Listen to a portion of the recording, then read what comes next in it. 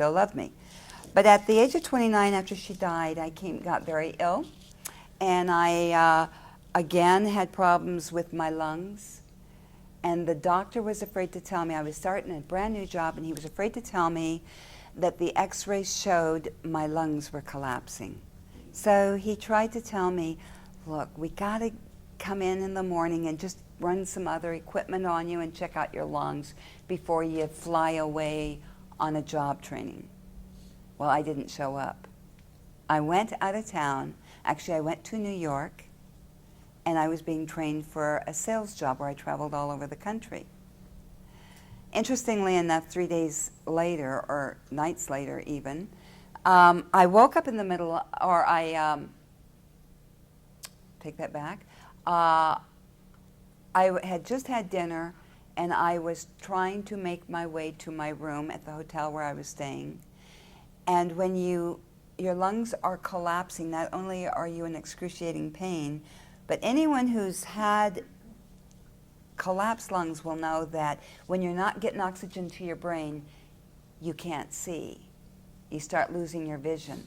So all I had was pinpoint vision. So let me tell you how embarrassing this was, trying to find my room with pinpoint vision and in excruciating pain. And I had to put my eye up to every room number on that floor before I could find where I was staying. And that was very difficult to do. And that, when I got into bed, I knew that was it. I was dying, right? Said my prayers and said, you know, my twin just left. I'm glad I get to be with my twin. But please, God, make it easier for my mother. Well, wouldn't you know it, I woke up in the morning completely healed. Completely healed. I go back to Omaha, Nebraska. My mother's, where were you? We were looking for you. The doctor said he'd called the police. You're supposed to be dead somewhere in an alley. You weren't in your apartment. We had the manager go look in your apartment to see if you were there and blah, blah, blah. And so I went to see the doctor the next day because he was insistent. Immediately I had to go in there, and he was going to do x-rays. And he called me into his office after he did the x-rays, and he shows me on the x-ray board the picture of my lungs before I left town and the picture of my lungs when I came back. And he took off his glasses and he cried in front of me. And he said, those are not your lungs. Oh, those are newborn baby lungs. Well, that poor baby must have been awfully big. It's all I got to say. But they were pure. But interestingly enough, I still didn't get it. I didn't know what was happening to me. Because it didn't matter where I was, even in my job when I traveled around the country and was flying, oh my gosh, New York, Buffalo, New York. I'll never forget that. When I was staying in Buffalo, New York for my sales job, and interestingly enough, after having dinner, I'm in my room and I'm getting ready, and I had a job where I interviewed people, right? So I'm getting ready for bed, and all of a sudden, in my head, I hear this high-pitched sound, you know, like when the ship is around. I go to the window and I look out. Now I'm like 9 floors up. I look outside, and that's the last thing I remember. And the next thing I remember, it's morning. And I turn on the news. I love watching the news in the morning when I'm getting ready for work.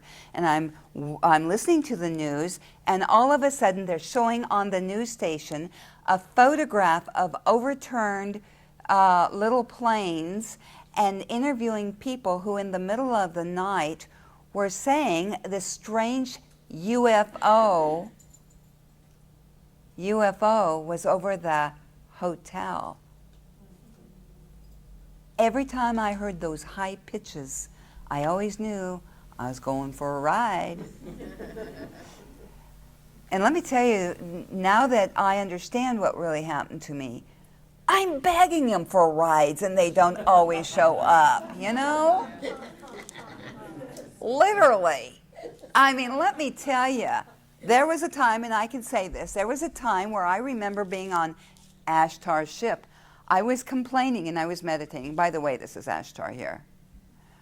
I was meditating and I was talking to my guides and I'm saying, I'm having real stomach problems. Everything I eat, I feel like my stomach bloats and everything. I'm really having problems.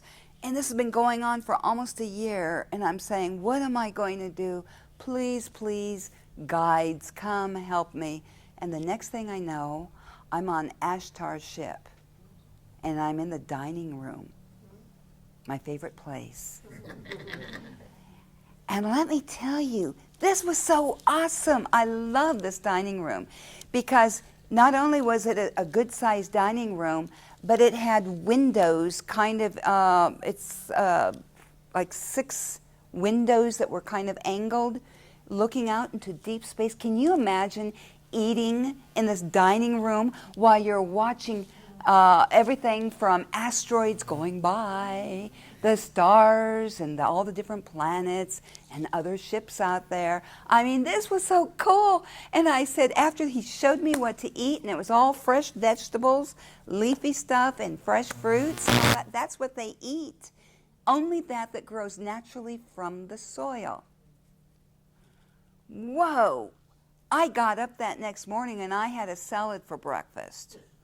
You know, it was wonderful. But I told Ashtar, I said, can I come home now? I miss the ship. I love those windows and looking out into deep space. Those who have been there, how many people have actually been on ships and remembered looking out the windows? So there's a pretty good number of you. Isn't it awesome? Wouldn't you like to be back there again? Oh, yeah. Yeah. I say it, beam me up, Scotty. Yes. Oh, me too. Excepting if they do it right now, we're in trouble. Okay? Because I don't know if anyone can read my notes. Anyway, so going back to being a victim also is I remember that there were times when I would be terrified when I'd be in the middle, in the air going up into the ships, right? Number one, I was told that was my imagination, that I was imagining I'm going on the ships, okay? But number two, I had a fear of heights, and I'm dangling in the air going up into the ships. Now, getting back to all my fear, when I ended up having an accident in 1993 where I was hit by a car while I was walking across the street. I was thrown 35 feet up in the air, 75 feet out into another street, and I had a bunch of broken bones. I had my legs twisted around me. I even had my intestinal tract was like it was tied in knots. They don't even know how I survived, because they didn't find out that my intestines were knotted up until 6 months later, and the doctor said, there's no way you should be here. Not with those intestines. This is a miracle. But I also lost 1/3 of my brain, and that was a very difficult thing to lose. All my psychic abilities. Here I was always complaining that, why couldn't I be a normal person? Because everybody thought I was a creep or weird because I could read minds, or I could move objects, or I could do various things that most humans didn't do. So I always wanted to be normal. Well, this made me almost normal because I no longer had psychic abilities. And eventually, within a year, I lost most of that 1/3 of the brain because they didn't know my spine was tweaked, and therefore I wasn't getting oxygen to my brain. So I forgot a lot of things, and I couldn't remember from one minute to the next, and so forth. But I remember when I was finally healed enough to where they could, well, I shouldn't say the first surgery, because they had to do 2 surgeries there when they brought me in. They had to put my face back together. And then the other surgeries they had to do there goes my brain, I can't remember. But anyway, mostly putting my face back together. That's a lot of work. And putting my ears back on, okay? And then they ran a lot of different MRI and CAT scans on me and so forth, and they said, we found an object in the back of your brain, back here, in the back of your head. We don't know what it is, but since you hit your head, it must certainly be gravel. Excepting it wasn't gravel. It was an implant. And I've had numerous implants. And that was just one of many. After I recovered from that, I was actually told it would be 6 months to 8 months before I'd walk again. I walked in 2. What I didn't know was that I have Zeta bones. And my bones took 3 months to actually attach. So I have an implant in my shoulder to keep my collarbone together. But here I'm walking around because I got Anunnaki muscle, strong muscle, but Zeta bones.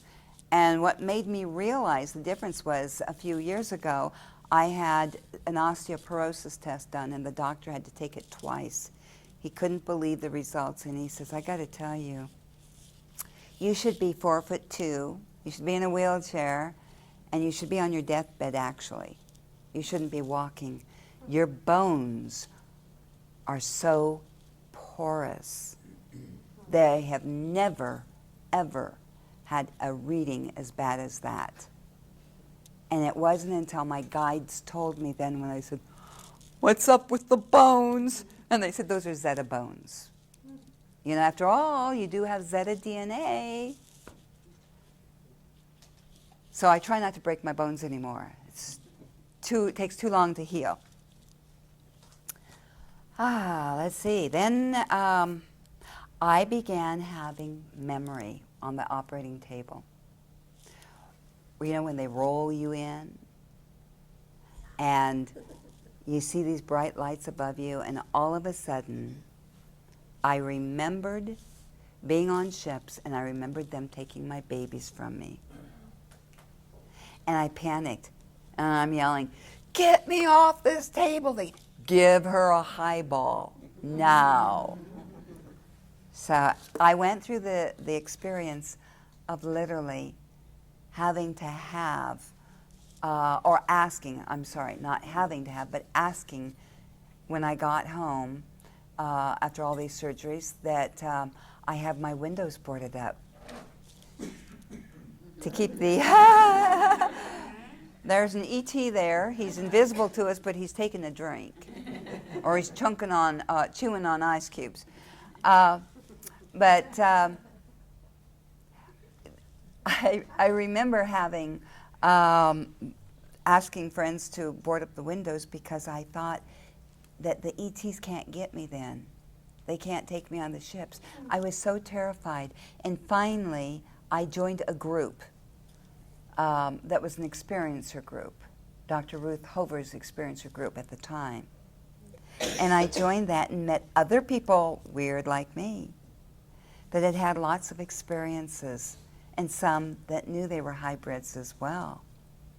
So when I joined this group, one thing I learned that was the best thing I could have learned was it's okay to stop being angry about abductions. In fact, you can ask the beings that you, and demand, you want to have a face-to-face with them and say, okay, so why am I a victim? Why did you abduct me? Why me? And so for 3 weeks, I begged every night to have contact. I wanted to know what made me the victim. And finally, what happened was an ET actually materialized beside my bed. He was brown, very wrinkled skin, a very unusual head, and he had gold eyes with slits in them. And he had 3 fingers rolled up. And when I looked at him, he was so full of the most incredible love. I had never in my life experienced so much unconditional love as I did when this ET appeared beside me. And I was so overwhelmed with this love, I couldn't help but love him back. But I asked him, can I hold your hand? It was love at first sight, what can I say? I wanted to feel his skin. And he unrolled his 3 fingers, and at the end of the fingers were suction